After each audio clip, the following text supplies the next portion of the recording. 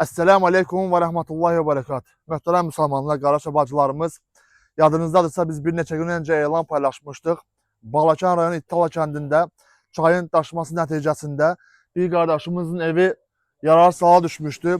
Elhamdülillah bu Allah'tan imtihandır, Allah'tan xatırlatmadır. Allah'ta yəni hər bir şey bir müsəlman üçün dərsdir və ya neymətdir.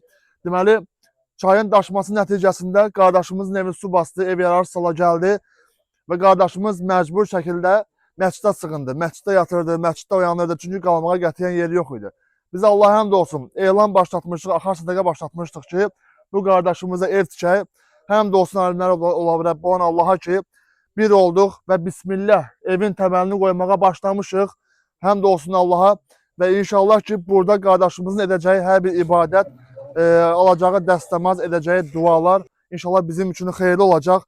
Deməli, İlkin olaraq biz 7.000 manatdan başlamışdıq. Bunlar nə üçündür? Sadəcə müəyyən ləvazimatların alınmasıdır, tikinti materiallarının alınmasıdır. Bununla bağlı qoyulan məbləğ idi müəyyən işlərin görülməsi üçün. Lakin elə qabaqda bizi bir balaca imtahan gözləyir ki, inşallah biz bu evi yekunlaşdıraq və qardaşımız burada yaşamağa başlasın. Hər birinizdən Allah üçün xahiş edirəm ki, əlimizdən gəldiyi qədər axar sədəqəyə vəsilə olaq, videonu paylaşaq ki, qışa qədər inşallah qardaşımız bura yaşamağa başlasın. Allah mazəm üçünüzə bərəkat versin. Esselamu Aleyküm və Rəhmətullahi və Bərəkatuhu.